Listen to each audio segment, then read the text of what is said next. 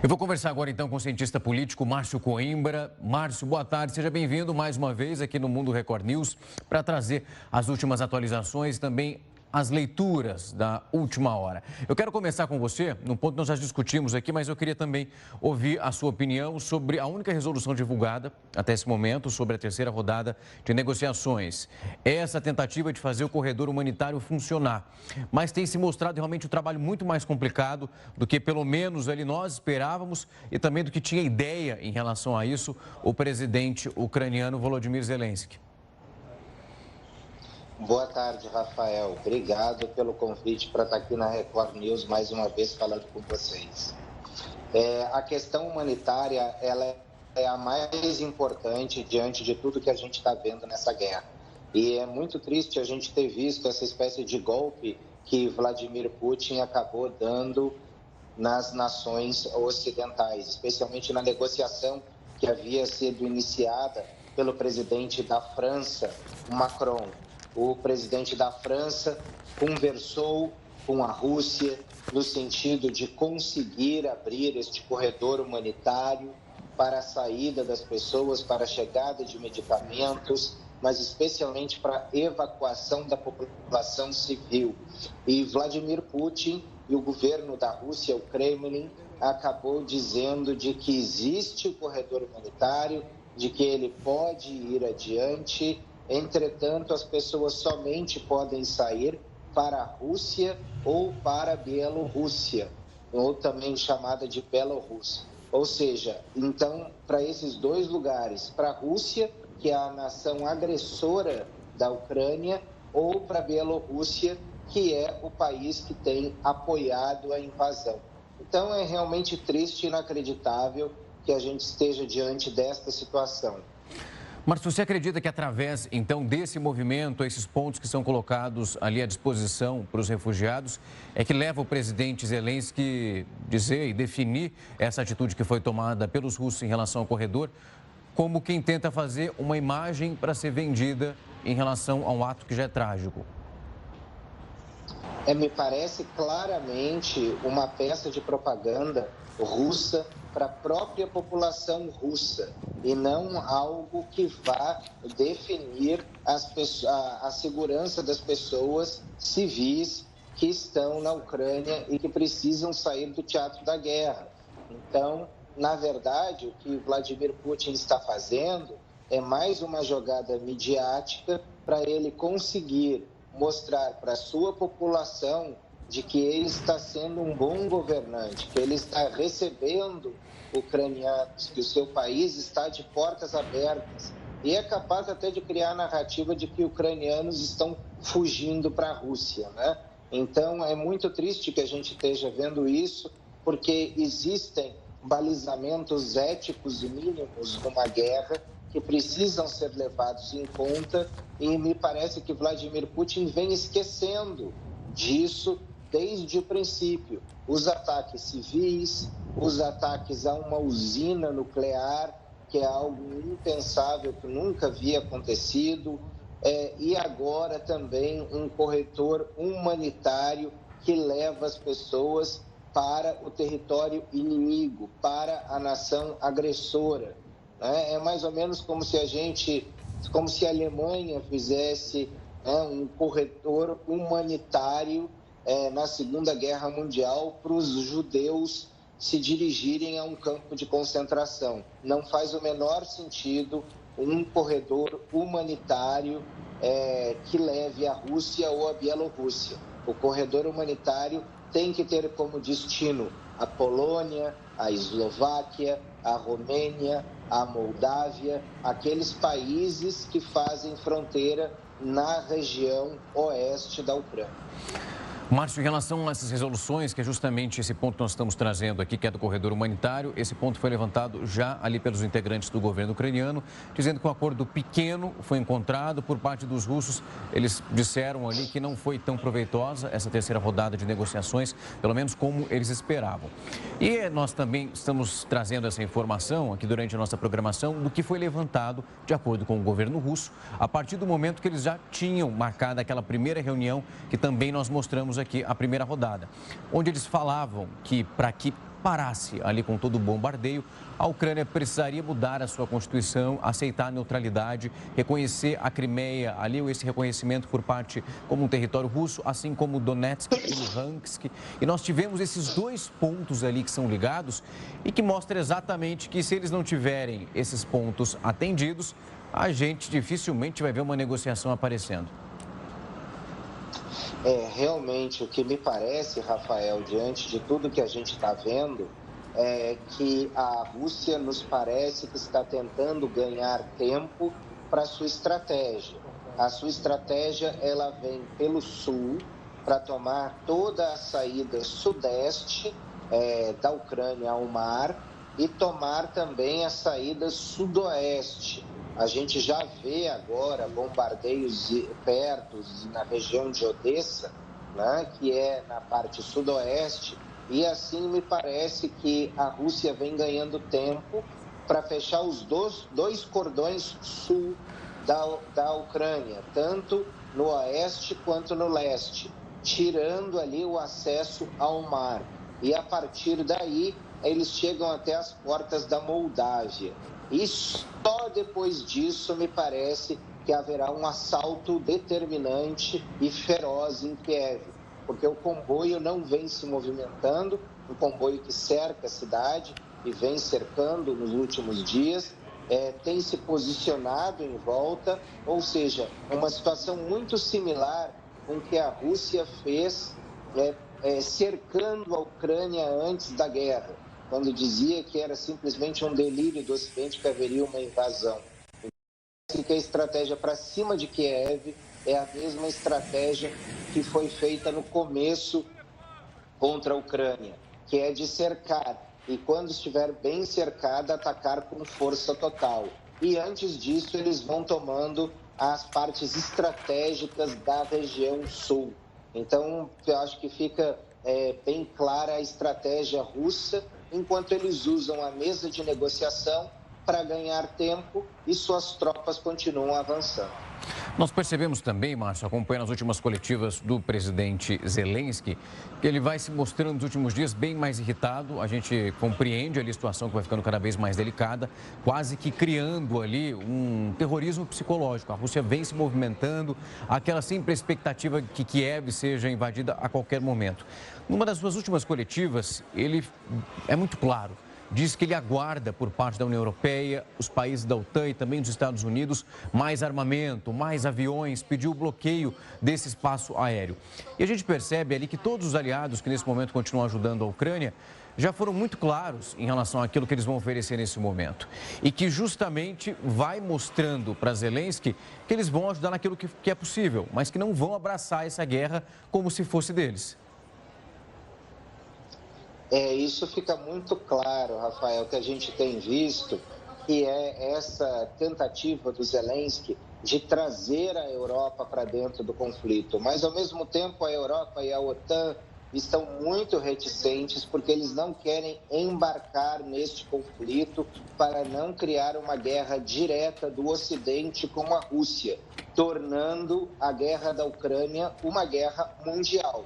Então, no momento que a Europa ceder e for para cima da Rússia, atendendo ao pedido do presidente Volodymyr Zelensky, nós estaremos diante de um teatro de guerra mundial, porque o envolvimento da OTAN é envolvimento da Europa, mais envolvimento de Canadá, Estados Unidos, ou seja, é sim um cenário de guerra mundial que pode e se encaminhar, este é o grande medo de todos, eu venho sempre repetindo isso aqui, a uma guerra nuclear.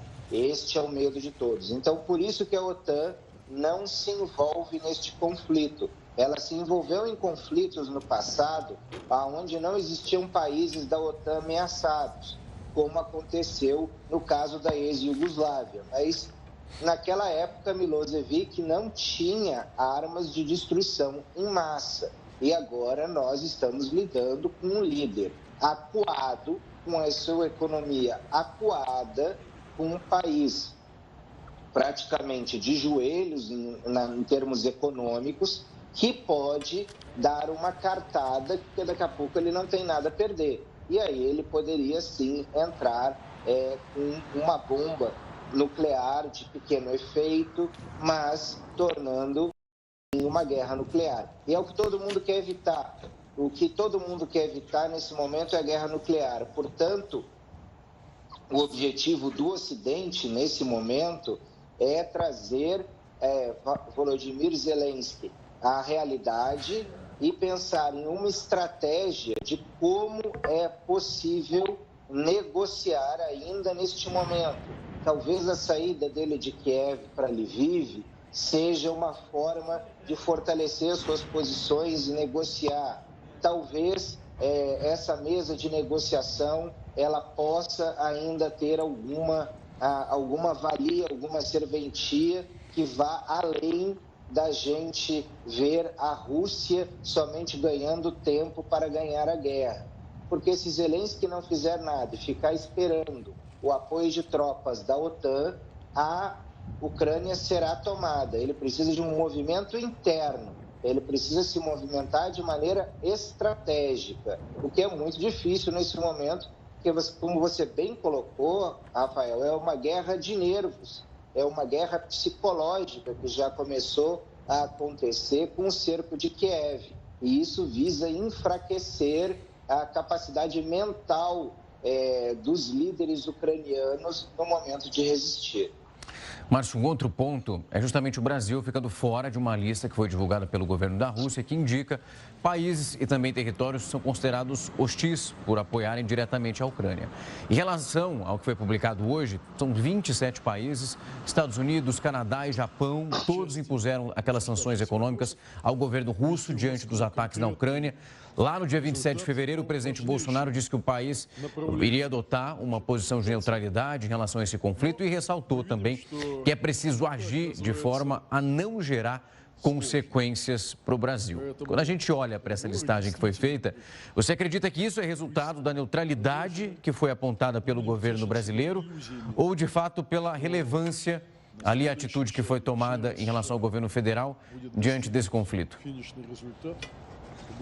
Eu acho que, na verdade, Vladimir Putin está simplesmente dando a sua resposta, uma sua resposta diplomática / econômica diante de tudo que vem acontecendo. Então, na verdade, como o Brasil ele não faz parte deste grupo de países que impôs as sanções, que partiu para cima da Rússia nesse primeiro momento, ele ficou de fora. Mas se o Brasil tivesse participado desses mesmos esforços, ele estaria dentro dessa lista. Então, Vladimir Putin está simplesmente reagindo ao posicionamento dos países e não à posição que nós tomamos nos organismos multilaterais. O Brasil, na ONU, condenou a invasão, mas não tomou nenhuma medida no sentido de impor sanções à Ucrânia. Então, não é como se o Brasil tivesse indiferente à situação. O nosso país, ele condena diplomaticamente, mas ele não dá o passo econômico da sanção.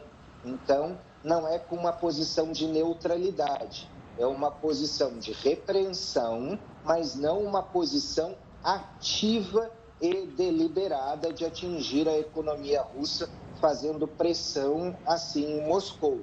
O Brasil resolveu optar pelo caminho diplomático, que é você condenar nos organismos internacionais, mas não dar um passo além e partir para sanções econômicas. Vladimir Putin, com essa ação, ele responde somente àqueles países que deram o passo das sanções econômicas. Professor, nós vimos com esse movimento, desde que ele foi empregado, esse discurso da neutralidade, sempre ali a retórica de que nesse momento a neutralidade seria para não piorar a nossa situação em relação a alguns pontos, como vimos ali fertilizantes, potássio, tantos outros ali integrantes que compõem a nossa economia, que dão suporte para ela ali dentro de cada vertente. Nós acompanhamos também a possibilidade já de uma reunião do presidente Bolsonaro com o ministro de Minas e Energia, também o ministro Paulo Guedes, para tentar balizar o preço do petróleo, para isso, hora que chegar ali na bomba de combustível, já que a gente tem esse balizamento feito através do preço internacional, para que não acontecesse. Essa posição de neutralidade ela de fato funcionou de maneira efetiva? Porque ainda não temos a informação sobre o fertilizante para a safra de 2022-2023. Nós vimos ali essa variação do dólar em relação àquela preocupação para que a nossa economia não sentisse os reflexos.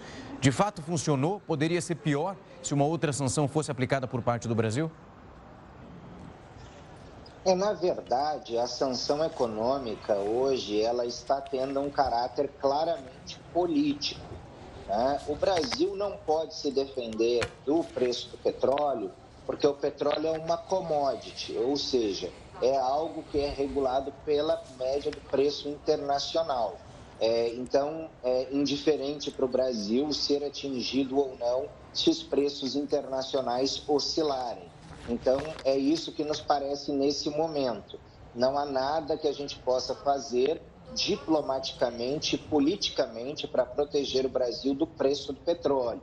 Agora, aquilo que é importado diretamente da Rússia, a questão dos fertilizantes, questão do potássio, essas são questões que realmente aí o Brasil pode vir a ter alguma margem de segurança no futuro. E o presidente Bolsonaro ele tem trabalhado nesse sentido, de daquilo que a gente tem uma relação direta, o Brasil evitar de ser aí atingido por essa guerra. É muito difícil nesse momento, porque a economia russa ela começa a sofrer bastante e ela é capaz de levar essa crise econômica para as questões, os produtos que são exportados para o Brasil, afetando a relação que nós temos. E a Rússia, entre abastecer internamente e trazer e mandar isso para o Brasil, certamente vai optar por se resguardar. Então, ainda a gente tem muitos capítulos que vão adiante, mas especialmente o governo brasileiro se mostra muito preocupado com esta situação, porque ela gera inflação. Aumento de combustível, aumento da commodity e também um problema dos fertilizantes que pode gerar quebra de safra, problema para o agro brasileiro, algo que nós exportamos e que segura a nossa balança comercial. E isso pode ser muito importante para o Brasil, especialmente em um momento onde a gente vive um ano eleitoral. Então, esta é a maior preocupação do governo nesse momento. Um aumento da inflação e risco de desabastecimento e segurança alimentar diante do que nós estamos vendo hoje em função do quadro eleitoral. Mas há uma estimativa que foi divulgada de que pelo menos até 5 milhões de refugiados podem chegar agora à União Europeia por causa dessa guerra na Ucrânia. A estimativa ela foi dada hoje por Josep Borrell, chefe da diplomacia europeia. Para ele, se esse bombardeio continuar dessa maneira indiscriminada, realmente podem ser esperados até 5 milhões de exilados. O representante europeu disse tem essa necessidade, essa mobilização de absolutamente todos os recursos europeus para ajudar os países que vão receber esse fluxo. E segundo também a própria ONU, mais de 1.700.000 pessoas já fugiram do território ucraniano, isso desde o início da invasão russa. E também para as Nações Unidas, esse número pode chegar até 4 milhões se essa guerra continuar. A gente vai para uma vertente também, Márcio, que é da economia de cada país que nesse momento ali está recebendo esses refugiados. O caso mais clássico é o da Polônia. Nós conversamos inclusive com alguns brasileiros que fizeram essa rota e dali seguiram cada um para o seu caminho.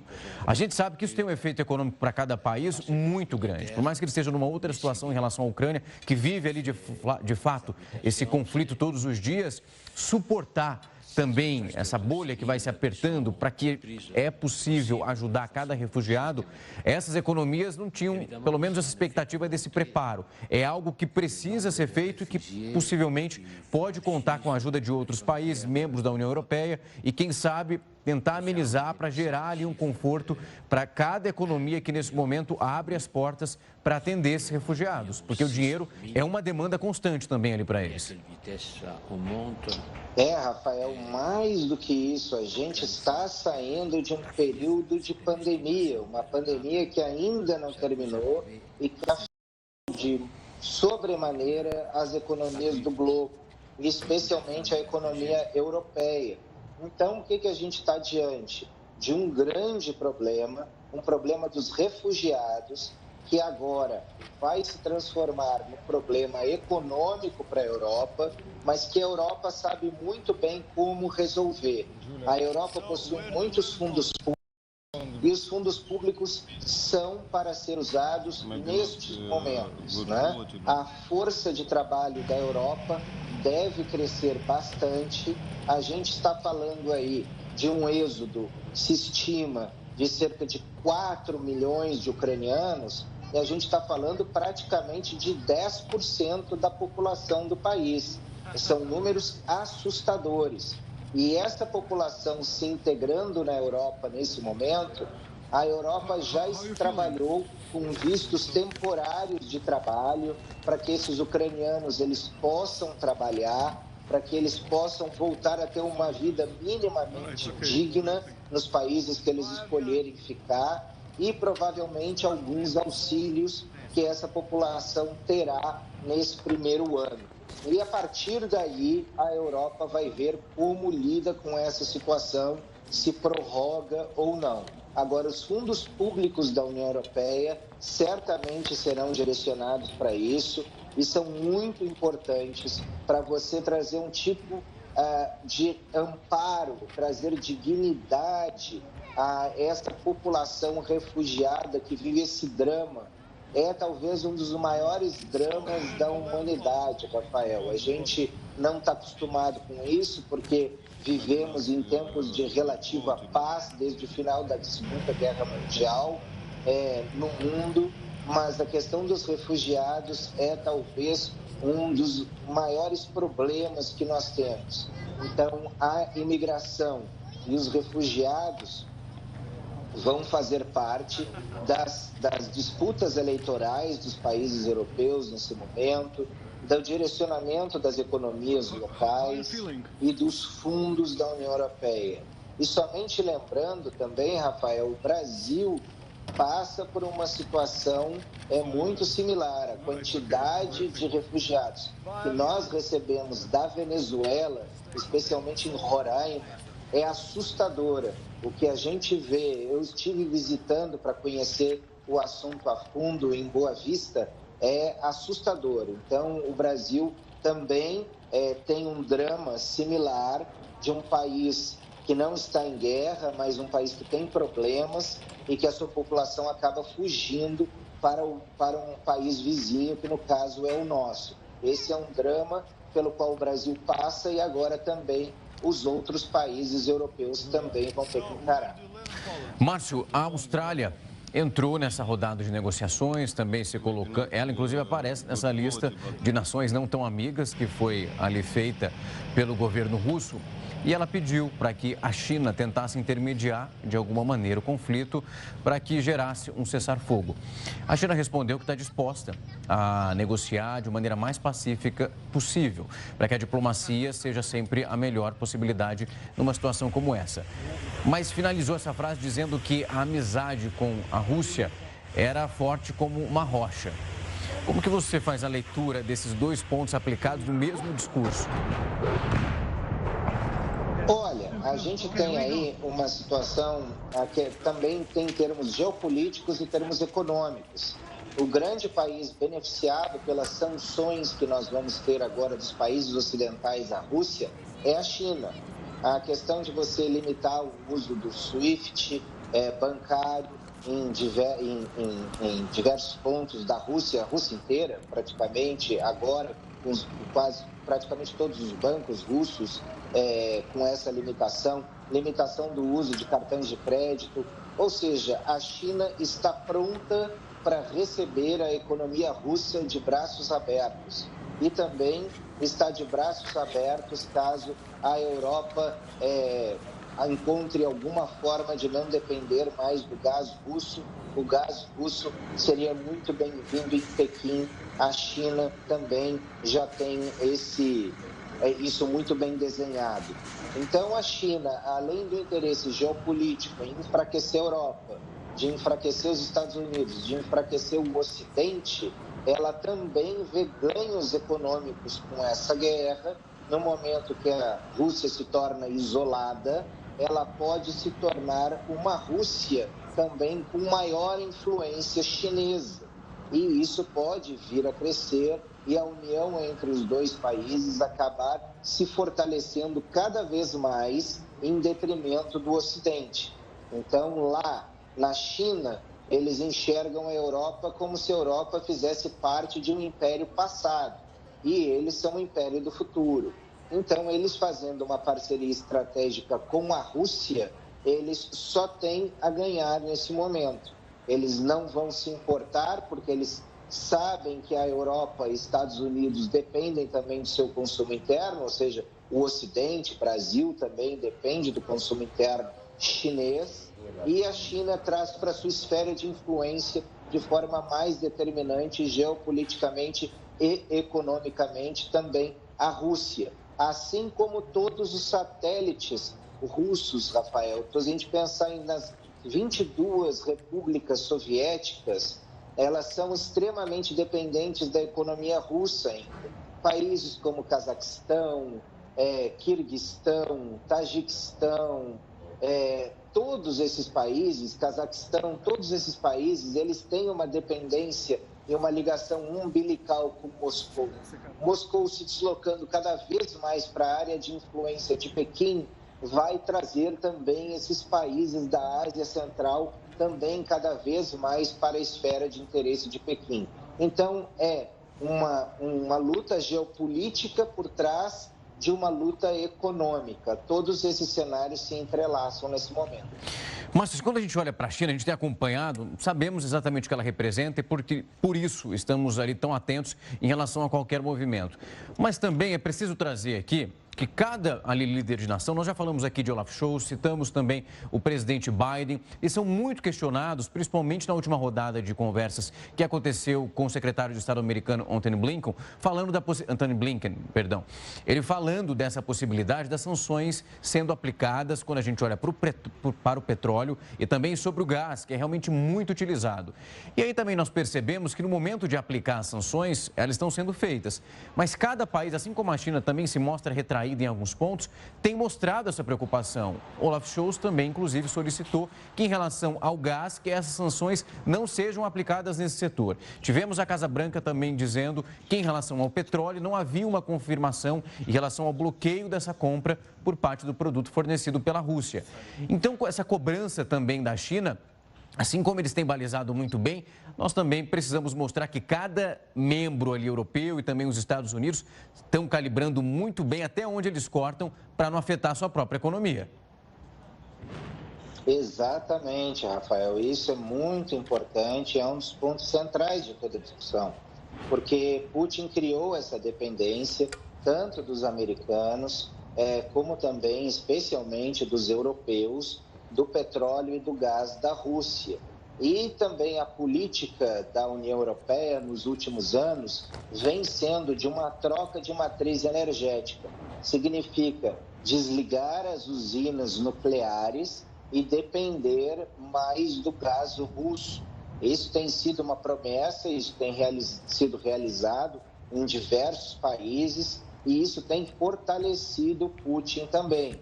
Inclusive, ex-líderes europeus também fazem parte do Conselho de Administração de petroleiras russas, da Gazprom e de várias outras empresas que são extremamente importantes para a Europa. Então, Putin soube se armar estrategicamente de maneira muito forte nesse fronte.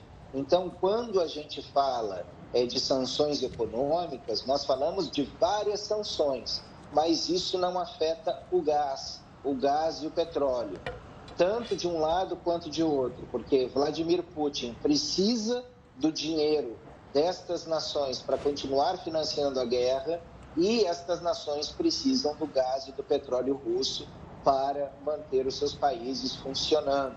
Vamos lembrar que ainda está frio na Europa. O gás é essencial nesse momento e fundamental para você manter as indústrias funcionando e as famílias aquecidas dentro de suas casas.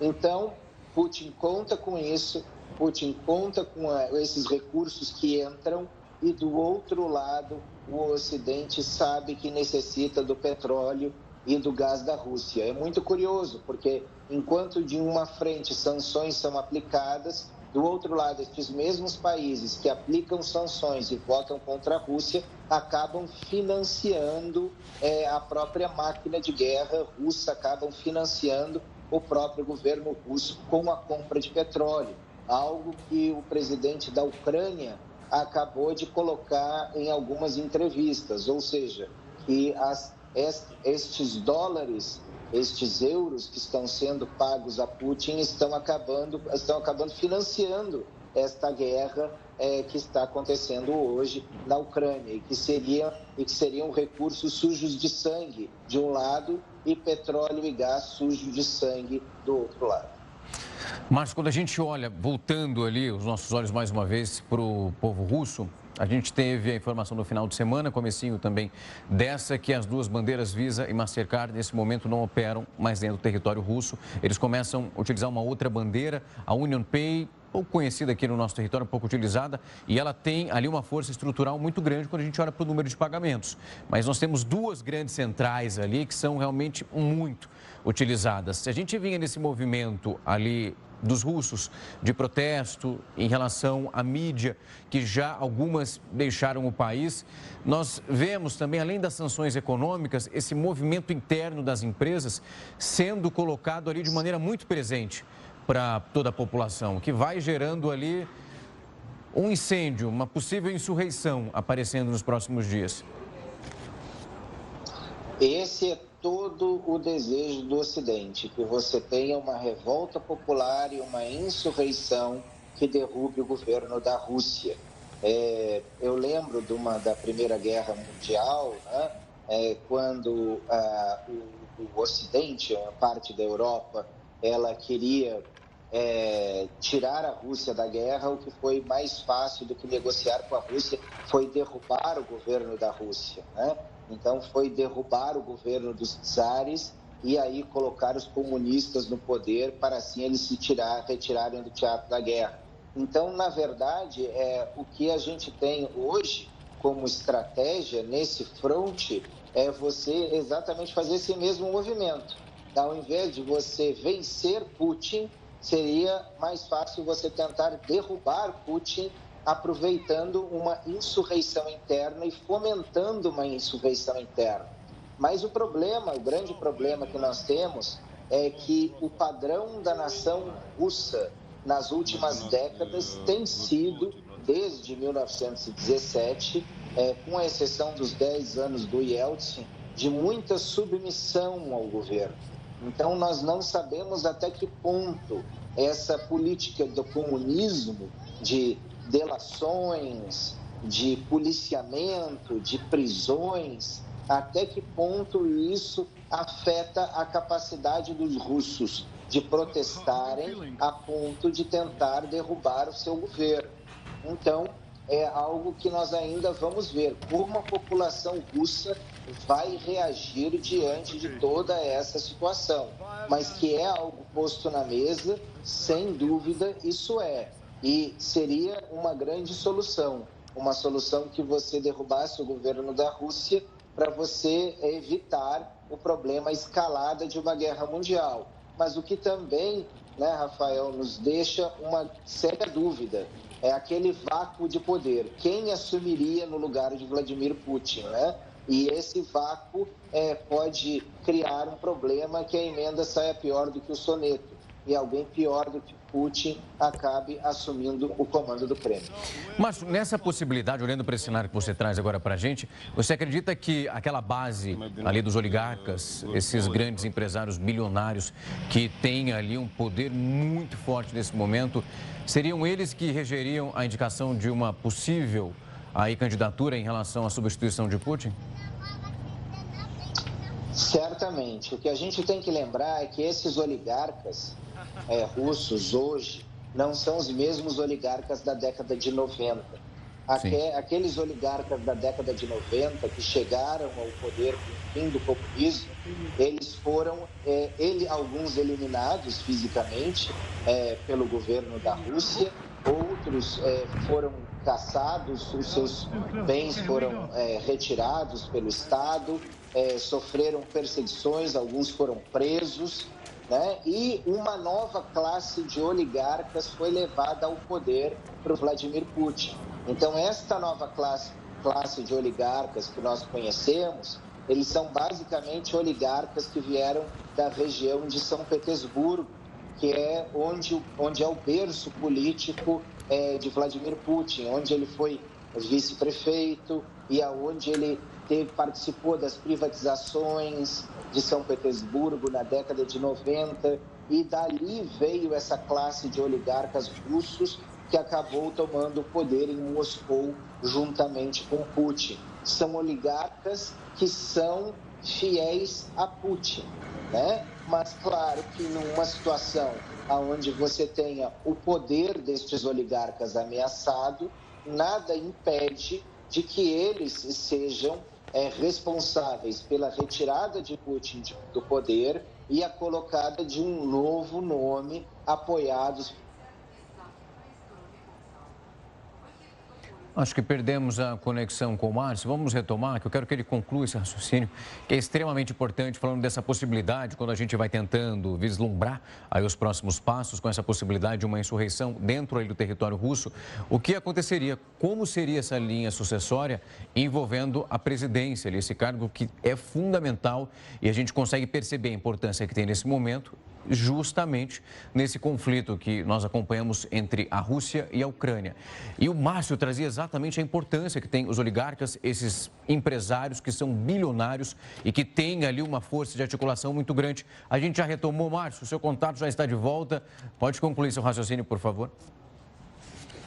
Então, Rafael, terminando a questão dos oligarcas, eles são muito importantes, são oligarcas de São Petersburgo, né, que estão ali no entorno de Putin hoje, mas no momento, apesar deles serem oligarcas que são muito próximos do Kremlin, muito próximos de Putin, no momento que eles enxergarem o risco de perder as suas fortunas e o seu poder, eles podem vir a trair Vladimir Putin neste momento. E estes oligarcas, como você bem colocou, certamente seriam determinantes para a chegada ao poder de um novo nome, a escolha de um novo nome. Putin foi um erro dos oligarcas da década de 90. Eles avaliaram Putin como sendo um filhote político de Yeltsin e que seria muito parecido com Yeltsin na condução do poder. E eles acabaram sendo enganados pelo Vladimir Putin e acabaram perdendo o poder. Então, estes novos oligarcas, certamente, depois que aprenderam a lição no passado com os oligarcas antigos, eles vão ter muito cuidado na escolha de um novo nome que eles pudessem controlar. Isso seria o mais importante para esse grupo de bilionários que controla a Rússia. Márcio Coimbra, muito obrigado mais uma vez pelo tempo e a disponibilidade para fazer a leitura dos últimos acontecimentos aqui conosco. É muito importante trazer essa tradução aí por parte dos especialistas sobre esses últimos acontecimentos. Eu agradeço muito mais uma vez o seu tempo e a disponibilidade. Márcio, até